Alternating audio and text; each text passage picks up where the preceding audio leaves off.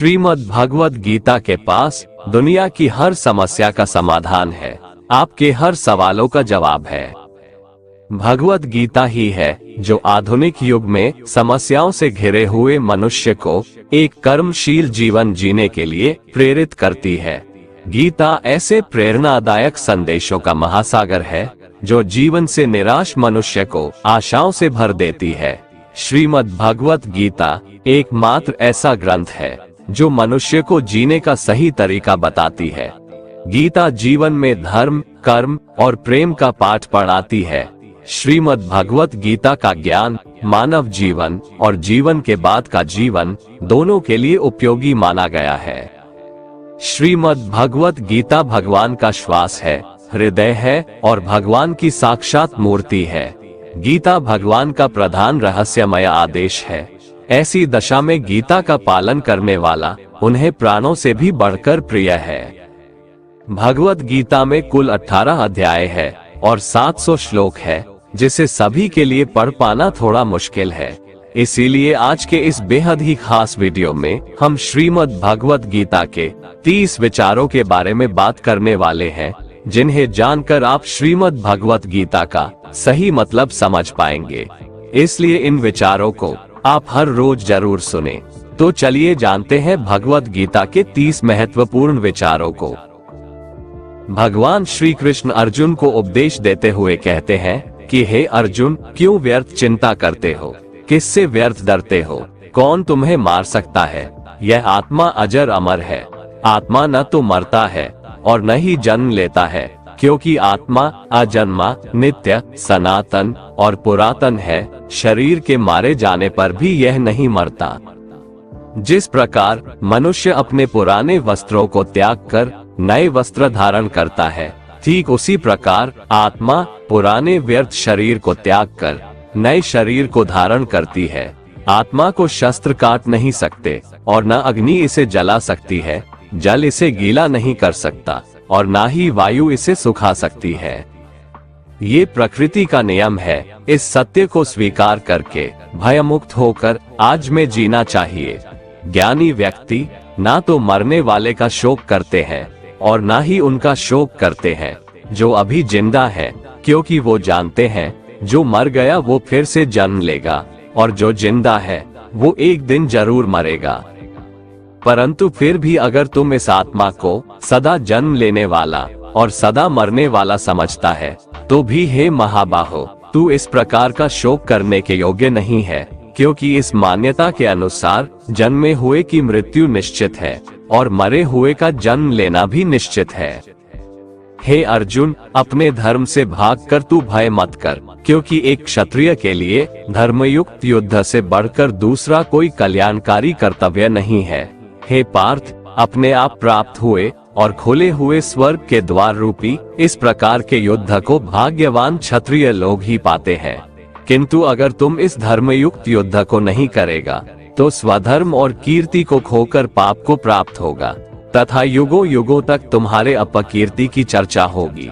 सम्मानित पुरुष के लिए अपकीर्ति मौत से भी बढ़कर है। या तो तुम युद्ध में मारा जाएगा और स्वर्ग को प्राप्त होगा, या तो संग्राम में जीतकर पृथ्वी का राज्य भोगेगा। इस कारण हे अर्जुन, उठ और युद्ध कर। हार जीत, लाभ हानि और सुख दुख को समान समझकर युद्ध के लिए तैयार हो जा। इस प्रकार युद्ध करने से तू पाप को नहीं प्राप्त होगा और यही तुम्हारा सबसे बड़ा धर्म और कर्म है। कर्म पर ज्ञान देते हुए भगवान श्री कृष्ण कहते हैं कि हे अर्जुन, कर्म करो लेकिन फल की इच्छा मत रखो। अपने संपूर्ण कर्मों को भगवान को समर्पित करके करो। जो मनुष्य इस प्रकार से कर्म करता है वह कर्मयोगी कहलाता है। कर्मयोगी की स्थिति इस संसार में एक दाता के समान है और वह कुछ पाने की कभी चिंता नहीं करता। वह जानता है कि वह दे रहा है और बदले में कुछ मांगता नहीं, और इसीलिए वह दुख के चंगुल में नहीं पड़ता। कर्मयोगी कर्म का त्याग नहीं करता है, वह केवल कर्मफल का त्याग करता है और कर्मजनित दुखों से मुक्त हो जाता है। कर्म फल का त्याग कर धर्मनिरपेक्ष कार्य का संपादन भी पूजा के समान हो जाता है। संसार का कोई कार्य ब्रह्म से अलग नहीं है। इसलिए कार्य की प्रकृति कोई भी हो, निष्काम कर्म सदा ईश्वर को ही समर्पित हो जाता है। पुनर्जन्म का कारण वासनाओं या अतृप्त कामनाओं का संचय है। कर्मयोगी कर्मफल के चक्कर में ही नहीं पड़ता, अतः वासनाओं का संचय भी नहीं होता। इस प्रकार कर्मयोगी पुनर्जन्म के बंधन से भी मुक्त हो जाता है। कर्मयोग हमारे आत्मज्ञान को जागृत करता है। इसके बाद हम न केवल अपने वर्तमान जीवन के उद्देश्यों को, बल्कि जीवन के बाद की अपनी गति का पूर्वाभास प्राप्त कर सकते हैं। इस योग में कर्म के द्वारा ईश्वर की प्राप्ति की जाती है। श्रीमद् भगवत गीता में कर्मयोग को सर्वश्रेष्ठ माना गया है। गृहस्थ और कर्मठ व्यक्ति के लिए ये योग अधिक उपयुक्त है। कर्मयोग का कभी नाश नहीं होता। इसके संस्कार साधक के अंतःकरण में स्थित हो जाते हैं और वे साधक को दूसरे जन्म में पुनः साधन में लगा देते हैं। निष्काम भाव से किए गए कर्मों का विपरीत परिणाम भी नहीं होता है और ऐसा साधक भगवान को प्राप्त हो जाता है। श्री भगवान कहते हैं कि आसक्ति रहित कर्म वेदों से भी बढ़कर है। वेद भी सिर्फ 3 गुणों में समाप्त हो जाते हैं, उससे आगे वे भी नहीं जानते। उससे आगे है कर्म योग। श्री भगवान का कहना है कि कर्म करो लेकिन उससे आसक्ति मत रखो। बेहद बड़े जलाशय के प्राप्त हो जाने पर छोटे जलाशय में मनुष्य का जितना प्रयोजन रहता है, उसी तरह से जिसने ब्रह्म तत्व को समझ लिया, तब उसके लिए वेदों की कोई आवश्यकता नहीं रह जाती है। भगवान श्री कृष्ण कहते हैं, श्रेष्ठ पुरुष जैसा आचरण करता है, अन्य पुरुष भी वैसा ही आचरण करते हैं। वह जो कुछ प्रमाण देता है, समस्त मनुष्य समुदाय उन्हीं के पद चिन्हों पर अपने रास्ते चुनता है। इसलिए सज्जन व्यक्तियों को सदैव अच्छा व्यवहार करना चाहिए। हे अर्जुन, मेरा इन तीनों लोकों में न तो कुछ कर्तव्य है और न ही कोई वस्तु प्राप्त करने योग्य है।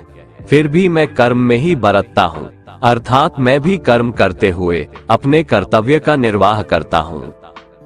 श्री भगवान कहते हैं, हे पार्थ, यदि मैं कर्मों को करने में सावधानी ना बरतूं तो बड़ा अनर्थ हो जाएगा, क्योंकि मनुष्य सब प्रकार से मेरे ही मार्ग का अनुसरण करते हैं। इसलिए यदि मैं कर्म न करूं तो ये सब मनुष्य नष्ट भ्रष्ट हो जाएंगे और मैं संकर्ता का करने वाला हो जाऊंगा तथा इस समस्त प्रजा को नष्ट करने वाला बन जाऊंगा। हे भारत, जिनमें समझ नहीं होती वो कर्म में आसक्त होकर कर्म करते हैं। आसक्ति रहित विद्वान को भी चाहिए कि वह भी लोगों को सही दिशा दिखाने के लिए उसी प्रकार कर्म करे। जो ज्ञानी है, जिन्हें ईश्वर की सच्चाई मालूम हो चुकी है, उनकी ये जिम्मेदारी बन चुकी है कि उनके काम करने के तरीके से कहीं किसी और के मन में काम करने के प्रति अश्रद्धा या अपमान ना पैदा हो जाए।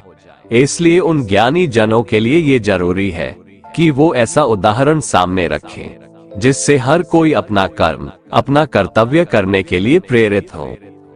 वास्तव में संपूर्ण कर्म सब प्रकार से प्रकृति के गुणों द्वारा किए जाते हैं, तो भी जिसका अंतःकरण अहंकार से मोहित हो रहा है, ऐसा अज्ञानी मैं करता हूँ ऐसा मानता है। तामसिक गुण वाले व्यक्ति आलस्य या नींद इसी प्रकार के कर्म करते हैं। राजसिक गुण वाले बात बात पर शौर्य या बहादुरी दिखाने का काम करते हैं, लेकिन ज्ञानी मनुष्य जानते हैं उसके गुण ही उससे कर्म करवा रहे हैं, और जो ज्ञानी नहीं होते वो समझते हैं कि सब कुछ वही कर रहे हैं। कर्म में लगे हुए ज्ञानियों को ये जानना चाहिए कि गुण ही उनसे कर्म करवाते हैं, वो खुद कुछ भी नहीं करते। और जो ज्ञानी इस बात को समझ ले तो ये उनकी जिम्मेदारी होती है कि वो अज्ञानियों को समझाए कि कर्म ही उनका धर्म है। श्री कृष्ण अर्जुन से कहते हैं कि तुम मुझ अंतर्यामी परमात्मा में अपने सारे कर्मों को अर्पण कर दे। जो कोई मनुष्य दोष दृष्टि से रहित और श्रद्धा युक्त होकर मेरे इस मत का सदा अनुसरण करते हैं, वे भी संपूर्ण कर्मों से छूट जाते हैं। परंतु जो मनुष्य मुझ में दोषारोपण करते हुए मेरे इस मत के अनुसार नहीं चलते हैं, उन मूर्खों को तू संपूर्ण ज्ञानों में मोहित और नष्ट हुआ ही समझ। ज्ञानी मनुष्य या योगी किसे कहते हैं, इसके बारे में श्री भगवान बताते हैं कि जब मनुष्य मन में स्थित संपूर्ण कामनाओं को भली भांति त्याग देता है और आत्मा से आत्मा में ही संतुष्ट रहता है, तब वह मनुष्य ज्ञानी या योगी कहलाता है। दुखों की प्राप्ति होने पर जिसके मन में उद्वेग नहीं होता, सुखों की प्राप्ति में जो सर्वथा स्पृहा रहित है तथा जिसके राग, भय और क्रोध नष्ट हो गए हैं, ऐसा मनुष्य ज्ञानी कहलाता है। जो मनुष्य सर्वत्र स्नेह रहित होकर शुभ या अशुभ वस्तु को प्राप्त होकर न प्रसन्न होता है और न द्वेष करता है, वह ज्ञानी है। जिस प्रकार कछुआ सब ओर से अपने अंगों को समेट लेता है, वैसे ही जब कोई मनुष्य इंद्रियों के विषयों से इंद्रियों को सब प्रकार से हटा लेता है, तब वह स्थिर बुद्धि मनुष्य ज्ञानी के समान है, ऐसा समझना चाहिए। इसलिए साधक को चाहिए कि वह उन संपूर्ण इंद्रियों को वश में करके समाहित चित्त होकर मेरा ध्यान करे, क्योंकि जिस पुरुष की इंद्रियां वश में होती है, उसी की बुद्धि स्थिर हो जाती है। विषयों का चिंतन करने वाले पुरुष की उन विषयों में आसक्ति हो जाती है, आसक्ति से उन विषयों की कामना उत्पन्न होती है और कामना में विघ्न पड़ने से क्रोध उत्पन्न होता है। क्रोध से भ्रम पैदा होता है, स्मृति में भ्रम हो जाने से बुद्धि का नाश हो जाता है और बुद्धि का नाश हो जाने से उस पुरुष का पतन हो जाता है। जिस प्रकार हवा के झोंके नाव को भटका देती है, ठीक उसी प्रकार मनुष्य की इंद्रियां उसकी बुद्धि को भटका देती है। इसलिए हे महाबाहो, जिस पुरुष की इंद्रियां उसके बस में होती है, उसी की बुद्धि स्थिर है और वही पुरुष योगी या ज्ञानी कहलाता है। भगवान श्री कृष्ण कहते हैं, जिस प्रकार समुद्र की स्थिति अचल है, भारी से भारी आंधी तूफान आने पर या अनेक नदियों के जल प्रवाह उसमें प्रविष्ट होने पर भी वह अपनी स्थिति से विचलित नहीं होता, मर्यादा का त्याग नहीं करता, उसी प्रकार परमात्मा के स्वरूप में स्थित योगी की स्थिति भी सर्वथा अचल होती है। बड़े से बड़े सांसारिक सुख दुखों का संयोग वियोग होने पर भी उसकी स्थिति में जरा भी अंतर नहीं पड़ता। वह योगी परमात्मा में नित्य निरंतर अटल और एकरस स्थित रहता है। जो मनुष्य संपूर्ण कामनाओं को त्याग कर ममता रहित, अहंकार रहित और स्पृहा रहित होकर विचरण करता है, वही मनुष्य शांति को प्राप्त कर पाता है। मन पर नियंत्रण रखना जरूरी है। मनुष्य का मन वायु की तरह चंचल है। यह मन ही है जो मनुष्य को काम वासनाओं की तरफ भटकाता रहता है।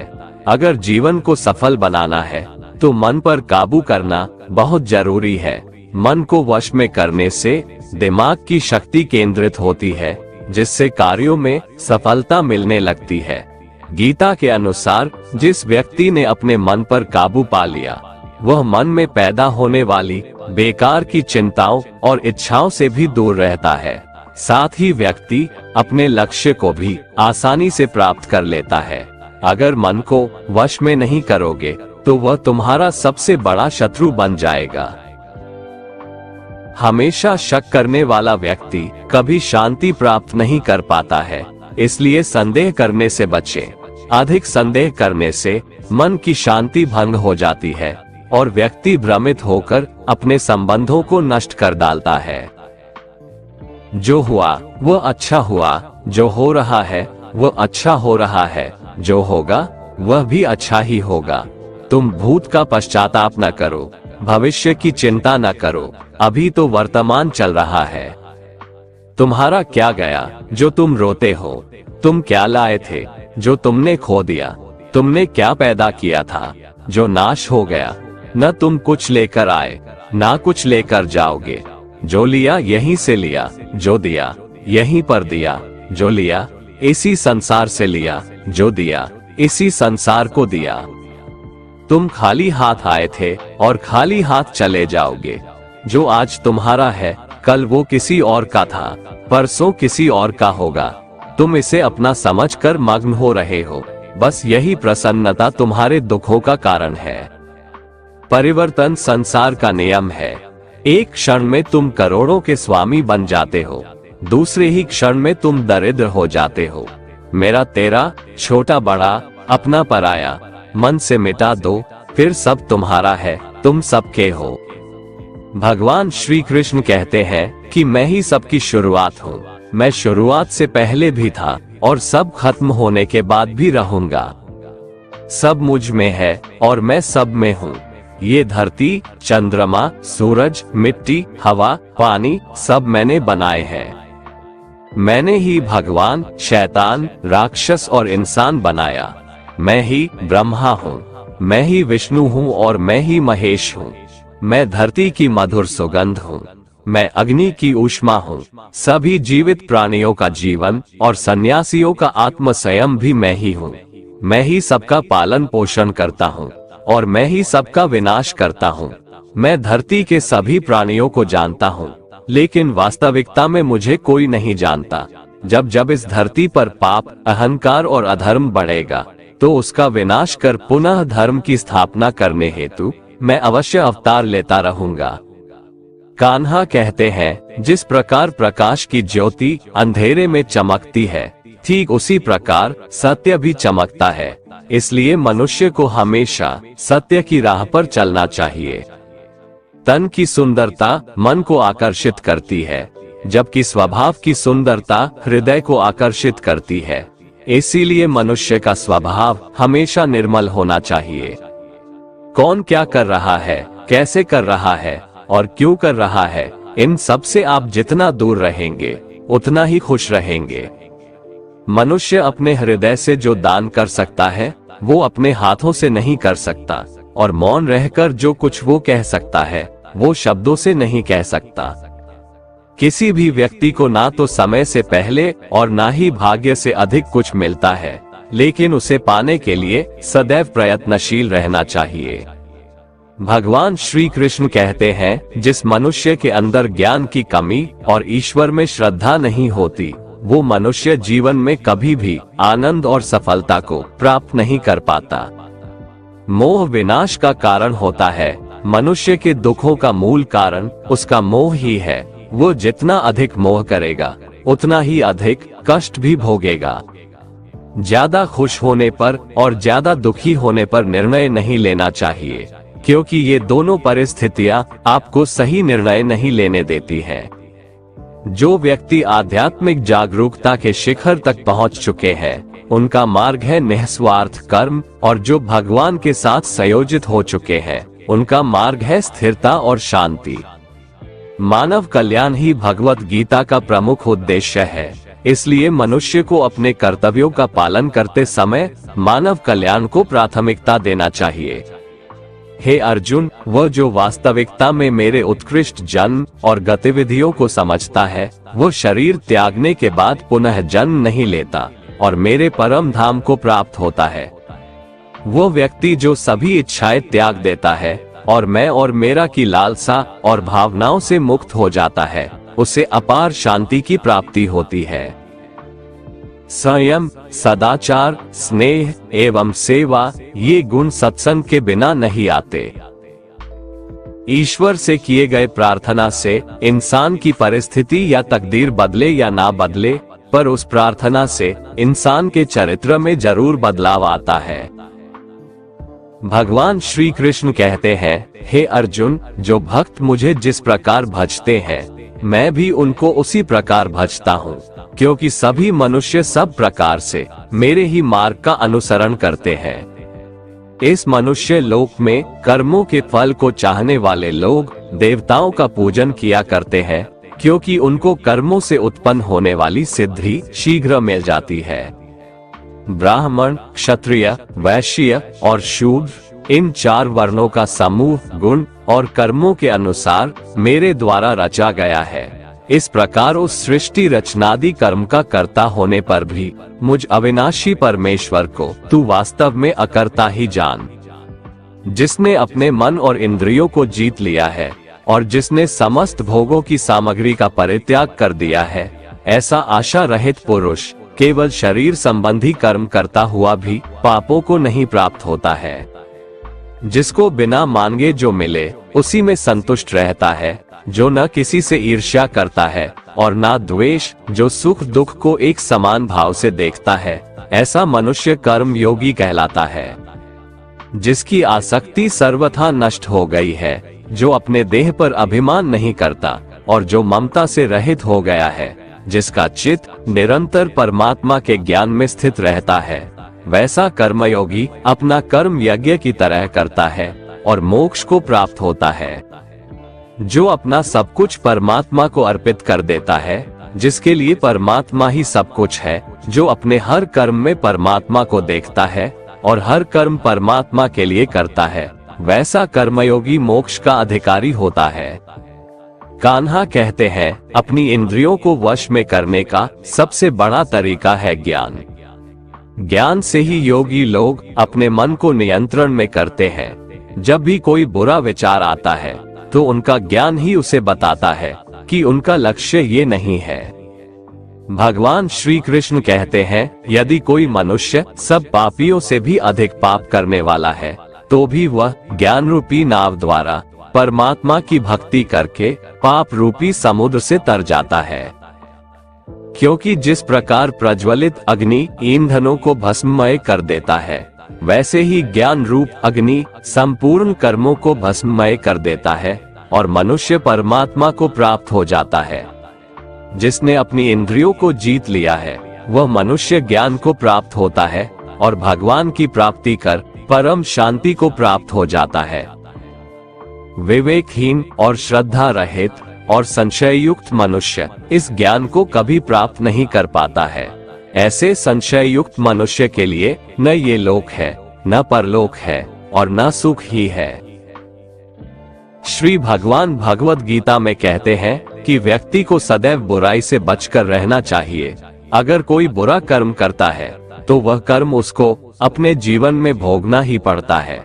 जिस प्रकार बछड़ा हजारों के झुंड में भी अपनी माँ को खोज लेता है, वैसे ही कर्म का फल आपको हजारों के भीड़ में भी खोज लेगा। माधव कहते हैं, किसी जीव को कष्ट देकर आप मुझे खुश नहीं देख सकते हो। श्री कृष्ण जगत के स्वामी हैं, वह कण कण में निवास करते हैं। छोटे से छोटे जीव के हृदय में ईश्वर का वास होता है। उस जीव को कष्ट का अनुभव होना ईश्वर को कष्ट का अनुभव कराता है। अर्थात किसी जीव को कष्ट देकर अपने ईश्वर को खुश कैसे देख सकते हैं। मनुष्य हमेशा अपने भाग्य को कोसता है, ये जानते हुए भी कि भाग्य से भी ऊंचा उसका कर्म है जो उसके स्वयं के हाथों में है। जितना इंतजार परमात्मा आपसे करवा रहा है, समय आने पर वो इतना देगा कि संभाल भी नहीं पाओगे। कोई आपका साथ ना दे तो निराश मत होना, क्योंकि परमात्मा से बड़ा हमसफर कोई नहीं होता। विश्वास के बगैर इस दुनिया में कोई भी रिश्ता ज्यादा देर तक कायम नहीं रह सकता। केवल ज्ञान ही एक ऐसा अक्षय तत्व है जो कहीं भी, किसी भी अवस्था में और किसी भी काल में मनुष्य का साथ नहीं छोड़ता। धरती पर जिस प्रकार मौसम में बदलाव आता है, उसी प्रकार जीवन में भी सुख दुख आता जाता रहता है। युद्ध हो या जीवन, सफलता केवल 3 शस्त्रों से प्राप्त होती है, धर्म, धैर्य और साहस। कोई भी मनुष्य जन्म से नहीं बल्कि अपने कर्मों से महान बनता है। कुछ पाना है तो खुद पर भरोसा कीजिए, क्योंकि सहारे कितने भी सच्चे और अच्छे हो, साथ छोड़ ही जाते हैं। मित्र गरीब है या अमीर मायने नहीं रखता, बल्कि वो आपके बुरे समय में आपका साथ कितना देता है, यह मायने रखता है। धर्म चाहे जो भी हो, अच्छे इंसान बनो। हिसाब हमारे कर्म का होगा, धर्म का नहीं। दोस्तों, अगर आपको हमारा ये वीडियो पसंद आया तो कमेंट में जय श्री राधे कृष्ण लिखें और ऐसे ही प्रेरणादायक वीडियो देखने के लिए हमारे चैनल को सब्सक्राइब कर लें। जय श्री राधे कृष्ण।